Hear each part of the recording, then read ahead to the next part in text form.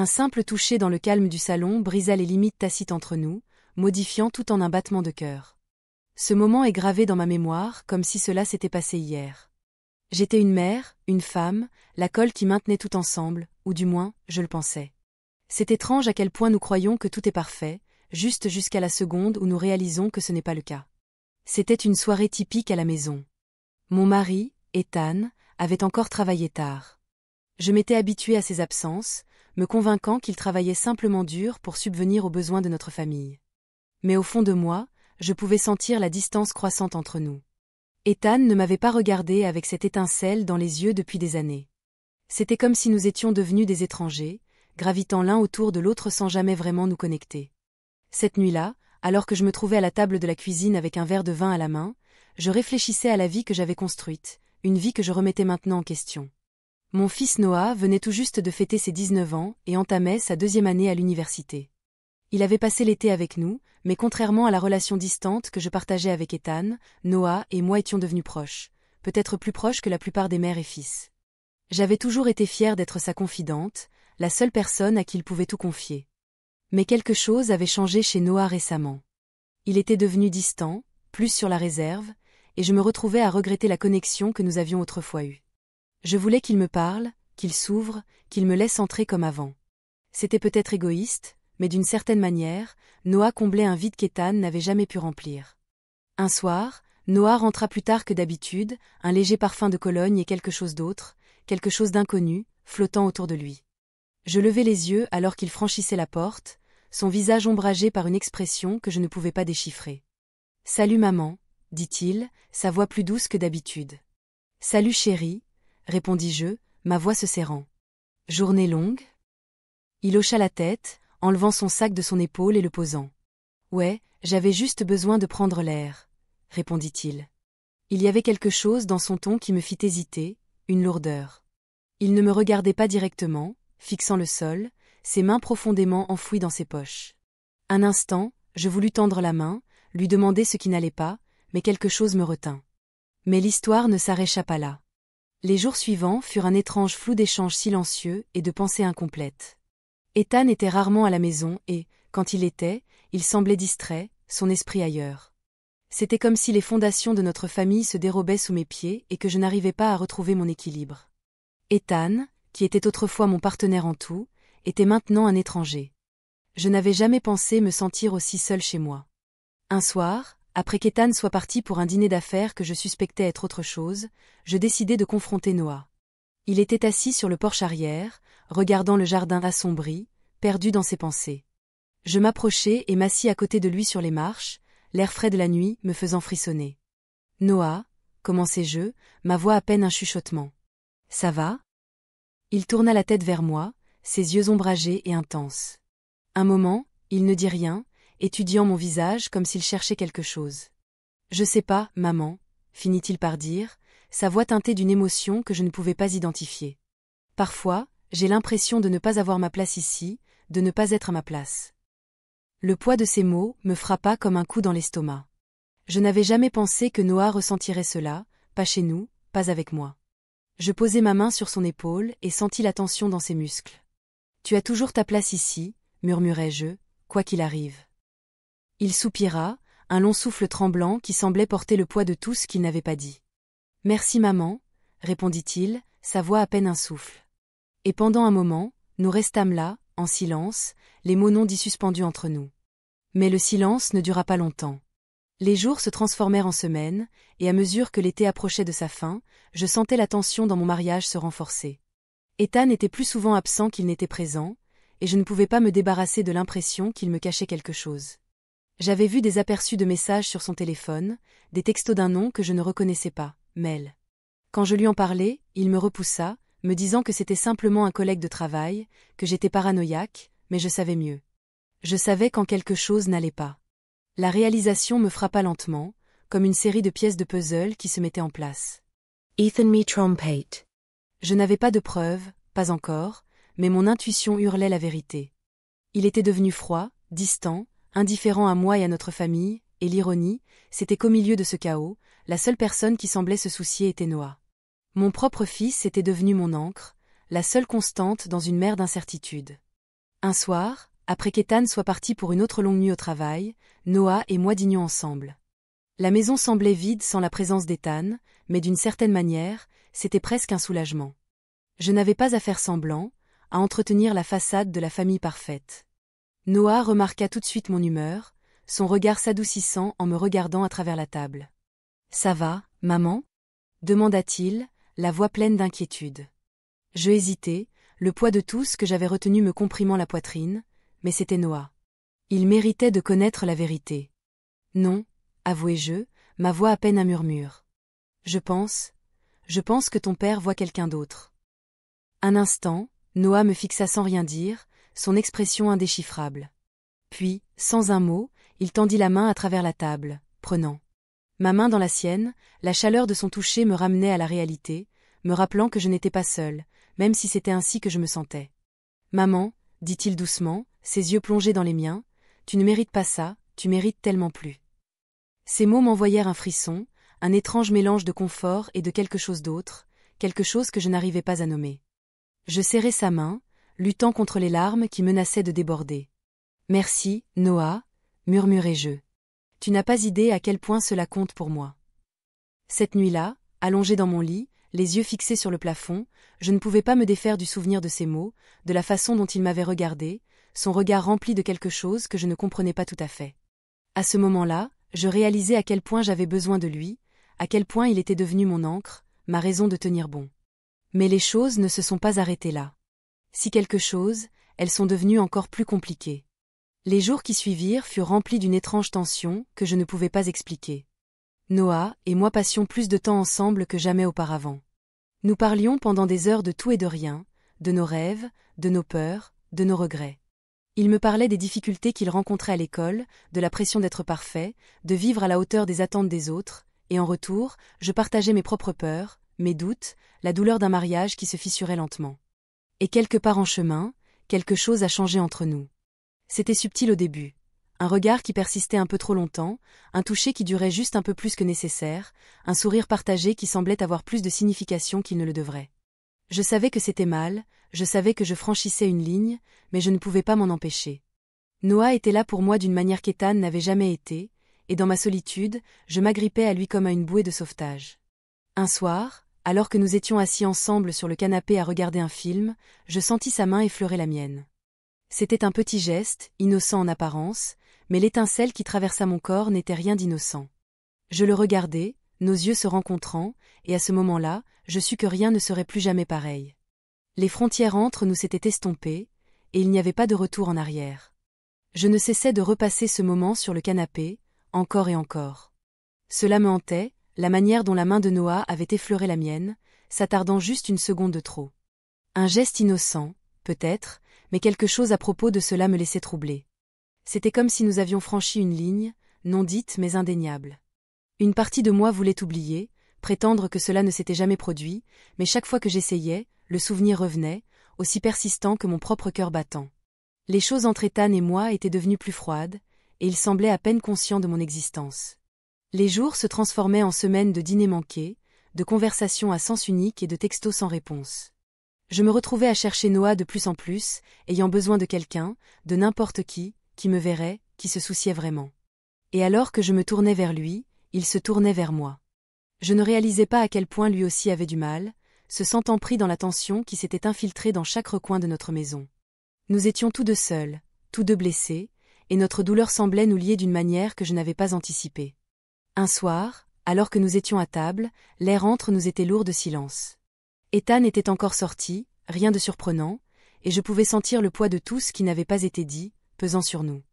Je regardais Noah, son visage plongé dans l'ombre de la lumière tamisée de la cuisine, et ressentis une pointe de culpabilité mêlée à quelque chose d'autre, quelque chose que je ne voulais pas nommer. « Je comprends pas, maman », finit par dire Noah, brisant le silence. « Comment est-ce qu'il peut te laisser comme ça? Il ne voit pas ce qu'il a ?» Je ne savais pas comment répondre. Je m'étais posé cette même question trop de fois. « Je sais pas, Noah », murmurai-je, ma voix à peine audible. Peut-être que je ne suis plus assez pour lui. L'expression de Noah se durcit, son regard devenu intense alors qu'il me regardait. Ce n'est pas vrai. Tu es plus que suffisante, il ne le voit juste pas. Ces mots me frappèrent plus fort que prévu, me remplissant d'un étrange sentiment de validation. Je ne me souvenais pas de la dernière fois que quelqu'un m'avait regardé de cette manière, avec une telle appréciation, une telle attention. Ethan ne l'avait certainement pas fait. Et à cet instant, assise là, dans le calme de la cuisine, je ressentis une chaleur se répandre en moi, une chaleur que je n'avais pas ressentie depuis des années. Sans réfléchir, je tendis la main, posant ma main sur la sienne. C'était censé être un geste réconfortant, un simple toucher entre mère et fils, mais dès que nos peaux se sont rencontrées, j'ai ressenti un courant électrique passer entre nous. Noah ne se retire pas, et moi non plus. Nous sommes restés là, les mains entrelacées, le silence devenant de plus en plus lourd à chaque seconde qui passait. Mais je ne pouvais pas me laisser emporter par cela, pas ainsi. Je retirai ma main, le cœur battant, le poids de ce qui venait de se passer pesant sur moi. Je suis désolée, Noah, balbutiai-je, sentant la chaleur monter à mes joues. Je ne voulais pas. Il secoua la tête, son regard ne quittant pas le mien. Tu n'as pas à t'excuser, maman. C'est bon. Le regard dans ses yeux me disait qu'il comprenait. Il ne me jugeait pas et, d'une manière ou d'une autre, cela rendait les choses encore plus difficiles. Je me suis levée brusquement, marmonnant quelque chose à propos de devoir nettoyer, de devoir m'occuper, n'importe quoi pour briser la tension. Je pouvais sentir ses yeux sur moi alors que je me déplaçais dans la cuisine, mes mains tremblant en lavant les assiettes, mon esprit courant. Les jours qui suivirent furent remplis d'une étrange tension entre nous, une tension que ni l'un ni l'autre n'osait reconnaître. Je le surprenais souvent à me regarder du coin de l'œil, son regard s'attardant juste une seconde de trop, et à chaque fois, je ressentais cette même montée de chaleur, cette même impulsion de quelque chose d'interdit. Je savais que c'était mal, je savais que je devais y mettre fin, mais la vérité était que je n'en avais pas envie. J'avais passé tant d'années à me sentir invisible, indésirable, non aimée, et maintenant, pour la première fois, je me sentais vue. Un soir, alors que je pliais le linge dans le salon, j'entendis la porte d'entrée grincer. Je levai les yeux, m'attendant à voir Ethan, mais c'était Noah. Il était sorti avec des amis, mais l'expression sur son visage me disait que quelque chose le tracassait. « Salut, maman », dit-il, sa voix douce en fermant la porte derrière lui. « Salut, Noah », répondis-je en essayant de garder un ton léger, décontracté, mais la tension était là, juste sous la surface. « Ça va ?» Il hésita, baissant les yeux vers ses pieds avant de me regarder à nouveau. « On peut parler ?» Je hochai la tête, posant le linge de côté et tapotant l'endroit du canapé à côté de moi. Il s'assit, son corps proche du mien, assez près pour que je puisse sentir la chaleur émaner de lui. Pendant un moment, aucun de nous ne parla, le silence s'étendant entre nous, lourd et pesant. « Je ne sais pas comment dire ça », murmura-t-il enfin, sa voix à peine plus forte qu'un chuchotement. « Mais j'ai l'impression que je ne peux en parler à personne d'autre. » Mon cœur s'emballa alors que je le regardais, attendant, incertaine de ce qui allait suivre. « Tu peux me parler, Noah, tu sais que je suis là. » Il hocha la tête, prit une grande inspiration avant de continuer. « C'est juste que je ressens des choses que je comprends pas, et je ne sais pas à qui en parler. Je ne sais même pas si je devrais ressentir ça. » La vulnérabilité dans sa voix me fit mal au cœur. Je voulais le réconforter, lui dire que c'était normal, que ce qu'il ressentait n'était pas anormal, mais au fond, je savais que ce n'était pas tout à fait vrai. Je savais que les lignes entre nous avaient commencé à s'effacer, et je ne savais pas comment y mettre un terme.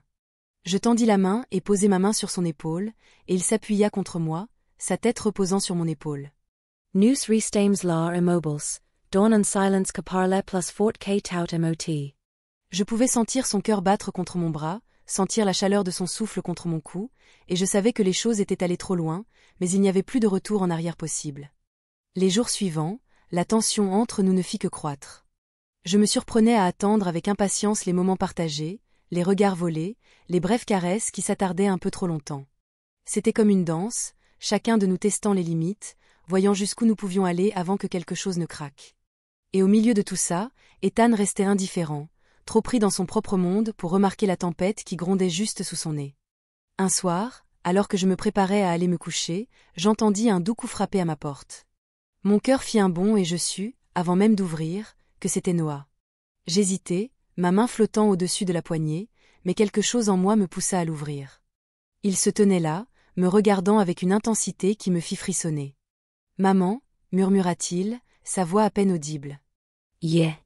Je n'arrête pas de penser à toi, à nous. » Les mots flottèrent dans l'air, lourds et chargés, et pendant un instant, j'eus l'impression de ne plus pouvoir respirer. Je savais que c'était mal, que nous franchissions une ligne qui ne pourrait jamais être effacée, mais à ce moment-là, je m'en fichais.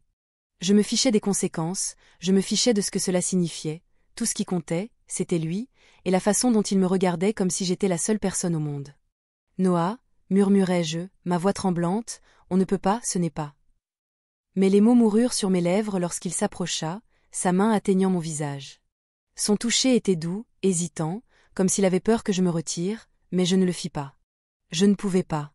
J'étais trop loin, trop prise dans l'instant, dans la sensation d'être désirée, d'être vue. Il s'inclina, son visage à quelques centimètres du mien, et je sentis mon cœur battre à tout rompre dans ma poitrine. L'air entre nous crépitait de tension. Je savais que si je ne mettais pas un terme à cela maintenant, il n'y aurait pas de retour en arrière possible. Mais j'étais fatiguée de me retenir, fatiguée de faire semblant que tout allait bien alors que ce n'était pas le cas. Nous restâmes là, figés dans cet instant, nos souffles se mêlant, nos yeux plongés dans les siens, et dans cette seconde, je savais que tout allait changer. Les jours qui suivirent cette nuit-là furent flous. Le souvenir de Noah, là, à quelques centimètres de moi, son toucher s'attardant sur ma peau, se rejouait sans cesse dans mon esprit. Je ne pouvais plus me concentrer sur rien d'autre, chaque regard, chaque caresse accidentelle me rappelant ce qui venait de se passer. Chaque moment partagé semblait nous pousser davantage dans quelque chose que nous savions tous deux être mal, mais que nous ne pouvions pas arrêter. Il y avait une tension entre nous, quelque chose d'inexprimé mais indéniablement réel, que ni l'un ni l'autre ne pouvions plus nier. J'essayais de rester occupée, remplissant mes journées de tâches banales, espérant pouvoir refouler ces sentiments, les enterrer là où ils ne referaient jamais surface. Mais c'était impossible. Chaque fois que je rentrais dans une pièce et que je le voyais là, je ressentais cette montée familière de chaleur, un désir qui me laissait sans souffle. Cela n'aidait pas qu'Ethan soit toujours absent, toujours pris dans la vie qu'il avait construite en dehors de notre maison, me laissant naviguer seul dans cette tempête croissante. Un soir, après qu'Ethan soit parti pour un autre événement de travail tard dans la nuit, je me suis retrouvée à errer dans le salon où Noah était assis. Il était affalé sur le canapé, zappant les chaînes, son visage calme. Mais quand il leva les yeux et me vit, quelque chose changea. Son regard s'adoucit, son expression se remplissant d'une intensité qui fit battre mon cœur plus vite. « Salut, maman », dit-il d'une voix basse et invitante. « Tu n'arrives pas à dormir ?» Je secouai la tête, me sentant soudainement timide, bien que je ne sache pas pourquoi. Je n'arrivais juste pas à me concentrer, je suppose. Je pensais voir si tu étais encore réveillé. Il sourit, tapotant l'espace vide à côté de lui. « Vienst à soer. Je voulais juste mettre un film, peut-être que ça t'aidera à te détendre. » Je n'hésitais pas, mais quelque chose dans la chaleur de ses yeux me fit sentir en sécurité, comme si tout ce que nous faisions était d'une certaine manière acceptable. Je m'approchai, m'asseyant à côté de lui, sentant le coussin se déplacer alors qu'il se rapprochait. Il était tellement proche que je pouvais sentir la chaleur émaner de lui, une chaleur constante qui remplissait l'espace entre nous.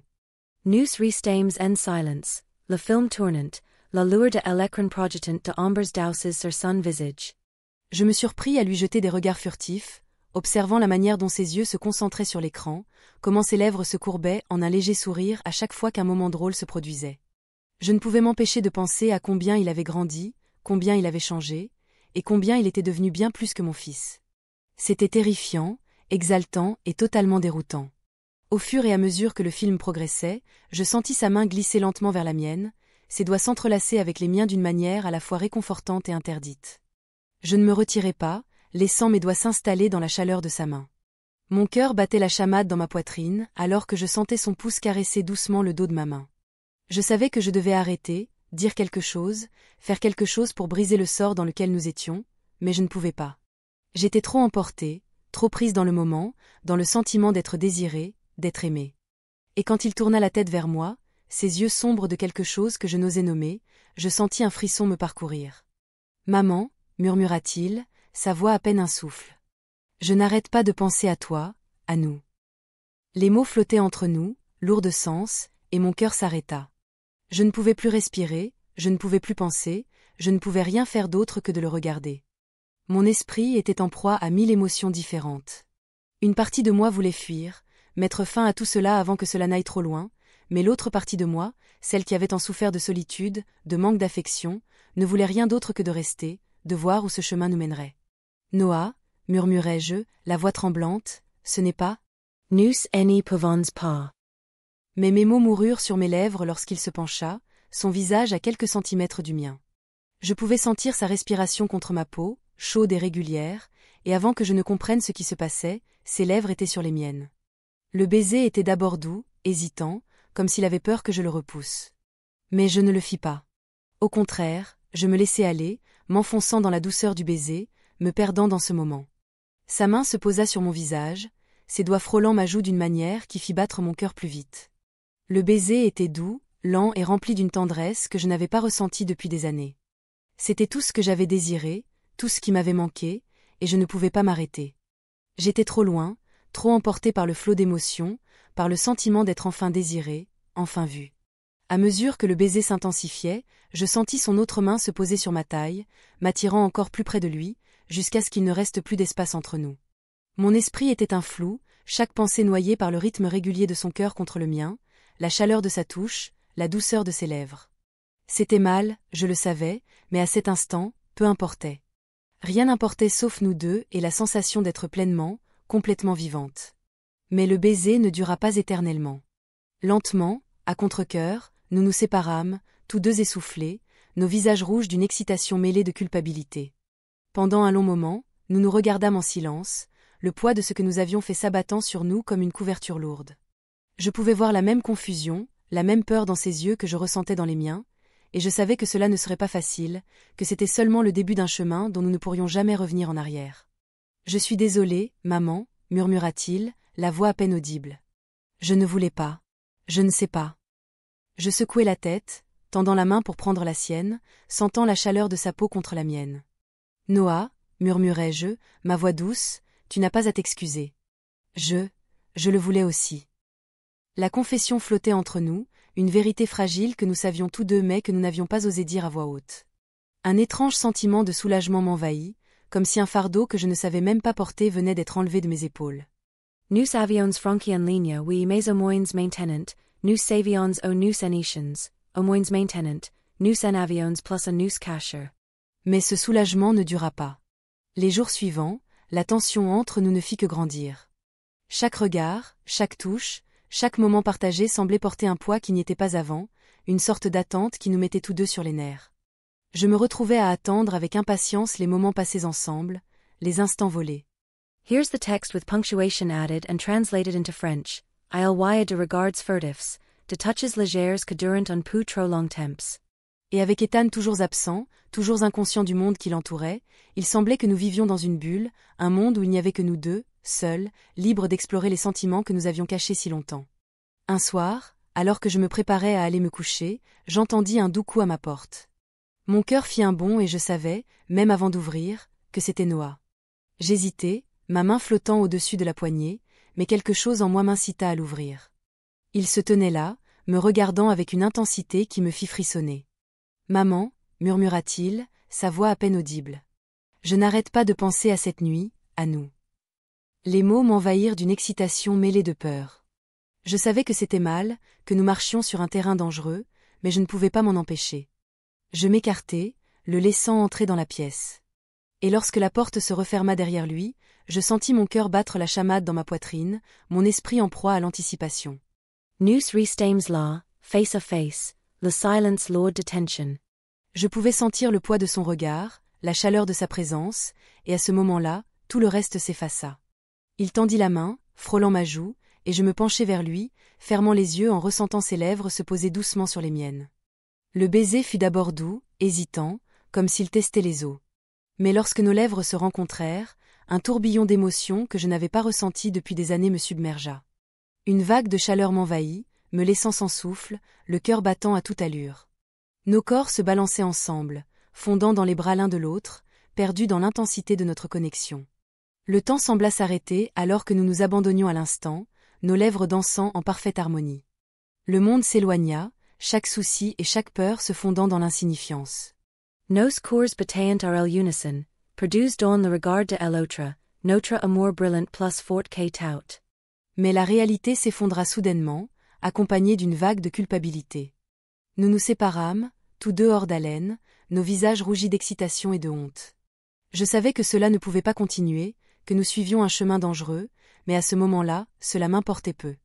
Tout ce qui comptait, c'était la façon dont il me faisait me sentir, la façon dont il me regardait comme si j'étais la seule personne au monde. Nous savions tous deux que c'était mal, Mais à cet instant, rien d'autre ne comptait. Nous étions trop loin, trop pris dans le frisson de l'interdit, pour même envisager les conséquences. Les jours qui suivirent cette nuit furent un tourbillon d'émotions. Chaque fois que je voyais Noah, chaque fois que nos regards se croisaient ou que nos mains se frôlaient, c'était comme si une étincelle s'allumait à l'intérieur de moi, quelque chose qui refusait de s'éteindre, peu importe combien j'essayais. Mais la réalité de ce que nous avions fait commençait à m'envahir, et je sentais le poids de cette vérité m'écraser. Un rappel constant que nous dansions sur le bord de quelque chose que nous ne pouvions contrôler. Noah et moi parlions a pain de si que ete passé, chacun de nous pige don ses propres pensées, teraya entre le desert et la culpabilité. Ethan restait inconscient, plongé dans son propre monde, totalement ignorant du secret qui grandissait comme une ombre entre nous. Je ressentais une étrange combinaison de soulagement et de honte chaque fois que je le regardais, sachant qu'il n'avait aucune idée de ce qui se passait juste sous son nez.